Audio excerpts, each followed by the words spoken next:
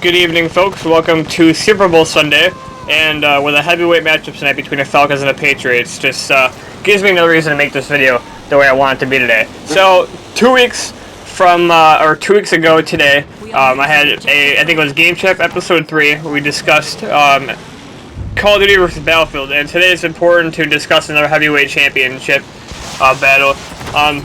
It seems as if the console wars will never end. But today we're discussing Xbox versus PlayStation, the never-ending battle, and it probably will never end because honestly, the systems have things that make them both great. But in the end, it really all depends on what the person prefers. Everyone has a different, thing and different pleasure that they get from playing the game. Different pleasure. It's not like they're pleasuring stuff with the game, but you guys know what I mean. But I just want to talk a little bit a minute about what I think is the strengths and weaknesses about each console, and then we're going to end today's video. I don't want it to be too long because Game Chat is supposed to be a quick chat video. But strengths and weaknesses of Xbox One. Strengths, I do think Xbox One has the better, what do you want to say? I think Xbox One has more stable internet. I shouldn't say stable internet. I think it has more stable live multiplayer than PS4 does. I think they said, like, in a record, PSN has gone down more than Xbox Live. So I do think Xbox has a stronger thing. This could be biased. I don't have the actual facts, guys. I'm just going off hands with these. So, if I'm wrong, please correct me in the comment section below. It is no doubt that the PS4 in its current state right now, especially with the Pro, is 10 times more stronger than the Xbox One. The Xbox One, don't get me wrong, is a great console, but the PS4 Pro is just way more powerful. And I think the PS4 by itself was way more powerful than the Xbox One. They said it just had more power of a console that I could do. But yeah, the PS4 Pro just blows the Xbox out of the water with 4K and strength right now. I think one thing the consoles both struggled with when they came out with was space. People didn't realize how quickly 500 gigabytes on PS4 and Xbox One would go, given that majority of the games were 30 to 40 gigabyte downloads. I mean, it didn't last me very long. Another strength and weakness for each console, the controllers.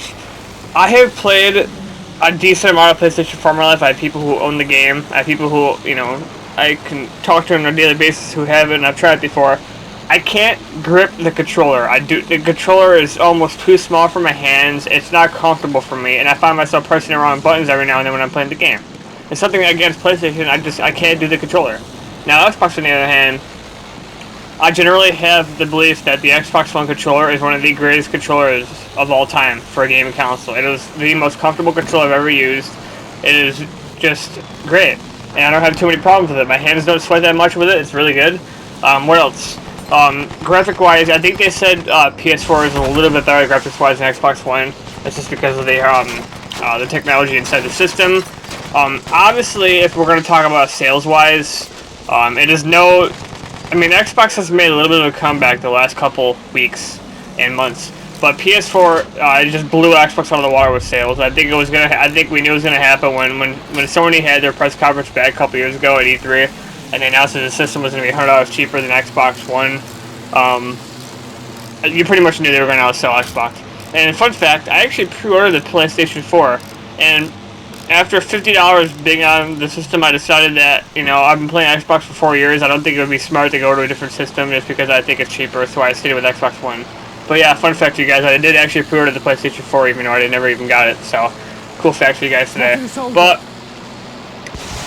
they both had, I think Lizard Squad's had their way with both systems. I think it's equally fair to say that they've had quite a bit of shutdowns in line, but majority of them have been hackers, though. I don't think they haven't had too many just lost times. The majority of times the systems are down. It's on the holidays when people get a lot of games, like Christmas. The Xbox was having issues. I think the PS4 was too with purchasing online and stuff just because there's so much going on.